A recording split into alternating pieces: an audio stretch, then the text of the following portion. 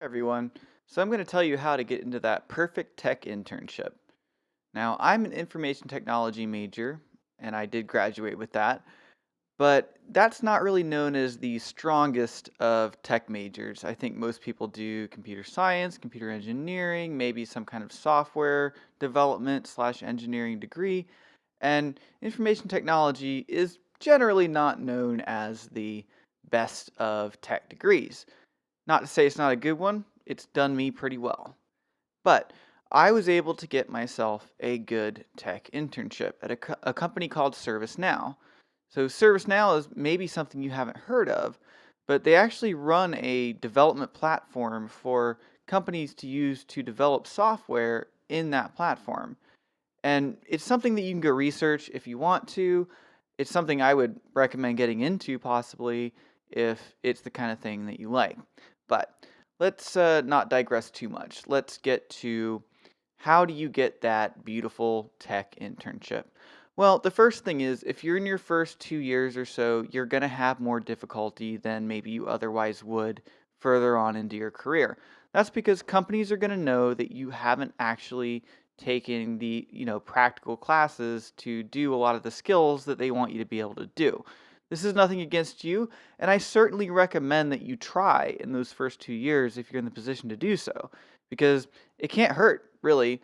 The worst they can do is say no, and if they do, maybe they still have your resume on file.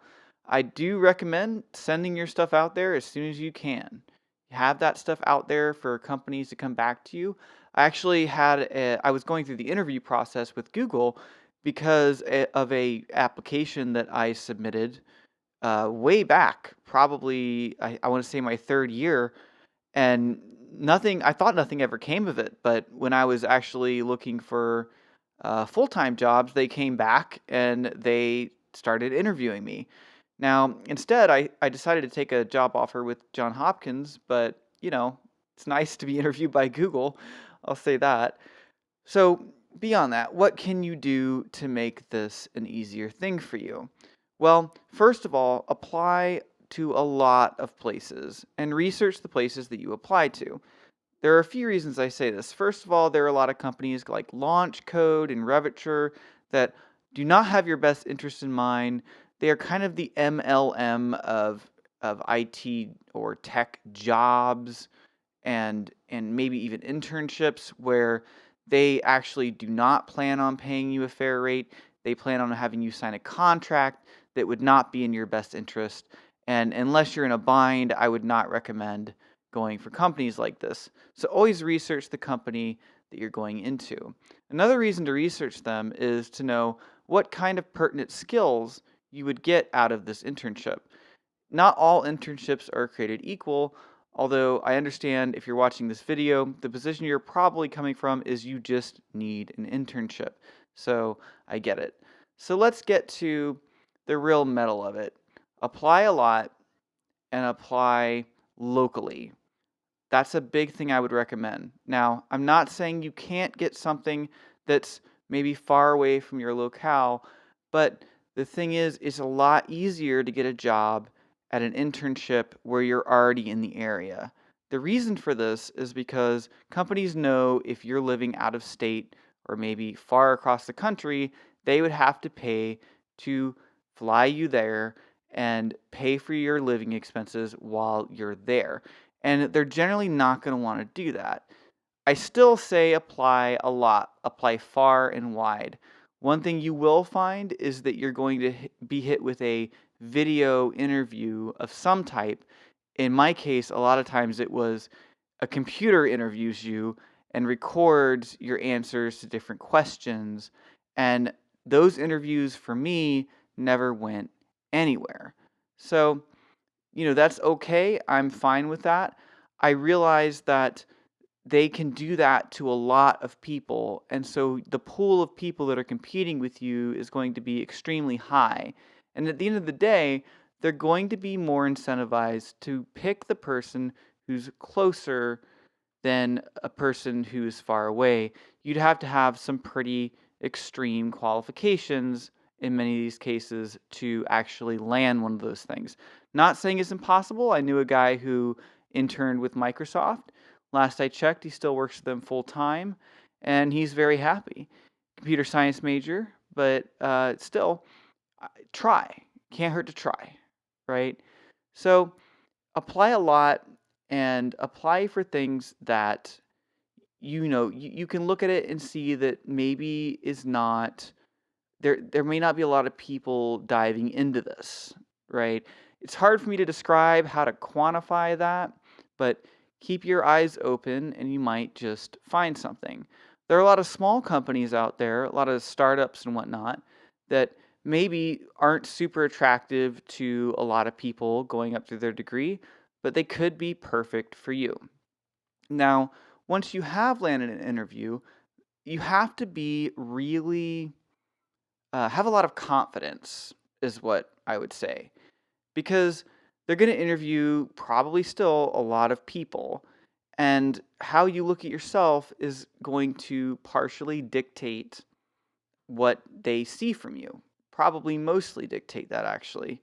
So, when you're going through classes and you struggle through a problem, you might walk away feeling discouraged, that you barely got past it. You might be frustrated with yourself, but you can turn that around. You can look at it as I struggled, but I figured it out.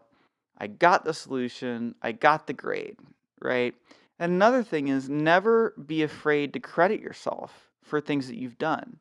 I went to a resume review that Microsoft put on. Now, I didn't get chosen to be a Microsoft intern, but I was asked by one of their people, what do you do in your spare time? This is one of those common questions that you'll get.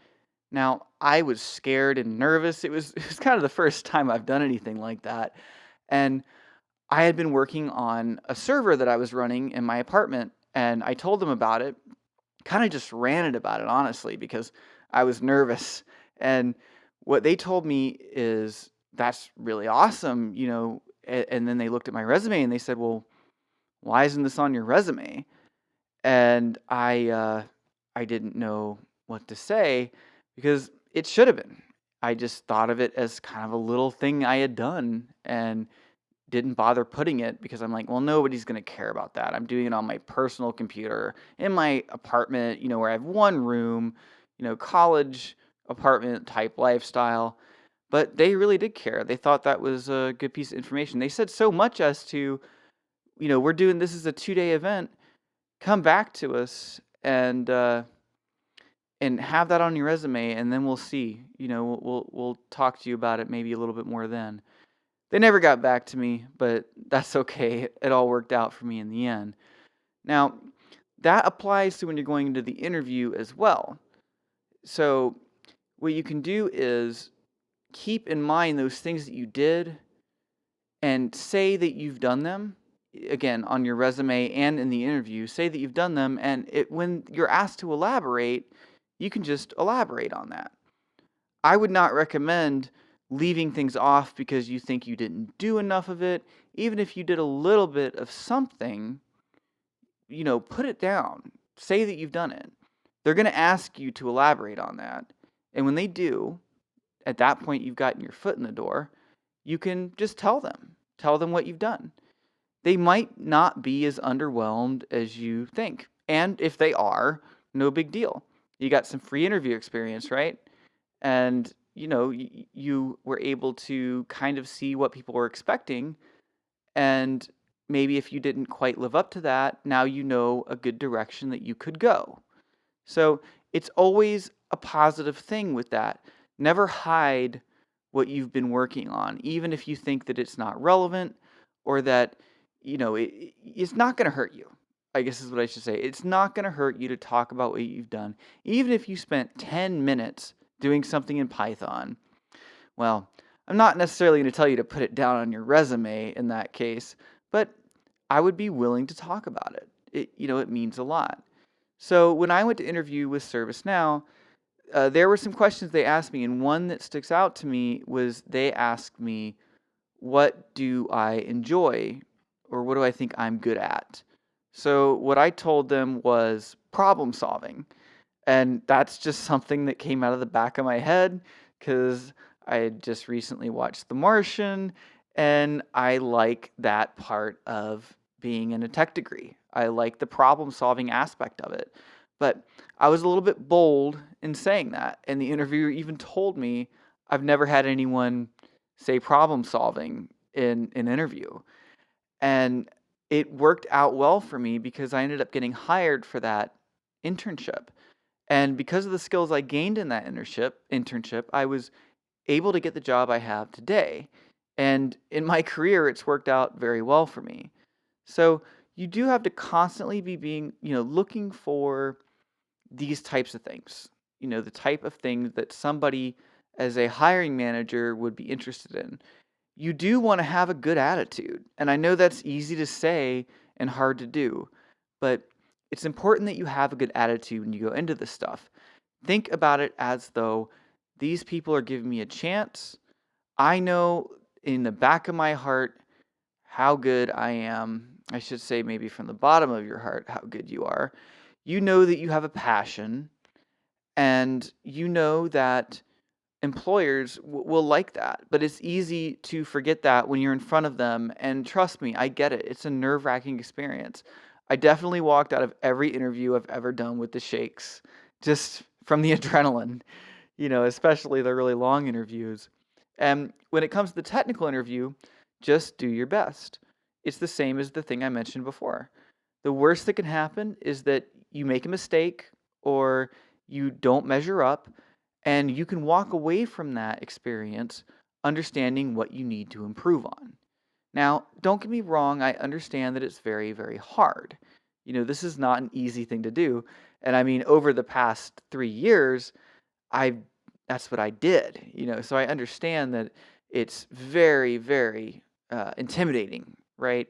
Especially when you're being interviewed by people who you see as very experienced in the field. You probably think there's no reason they should have any respect for you at all. And now you're talking to them, you're just afraid that they're going to break your heart or shoot you down or destroy your ego. But you just have to try. That's the thing. I know people say that about a lot of things, but it is the truth in this. You just have to try. And if you do, I'm not guaranteeing that you're going to have a perfect result. I'm not guaranteeing you're going to get a call back, but it will be a positive experience for you as long as you frame it in the correct light. All right. Well, I hope this helped. And if you have any questions for me, post them in the comments.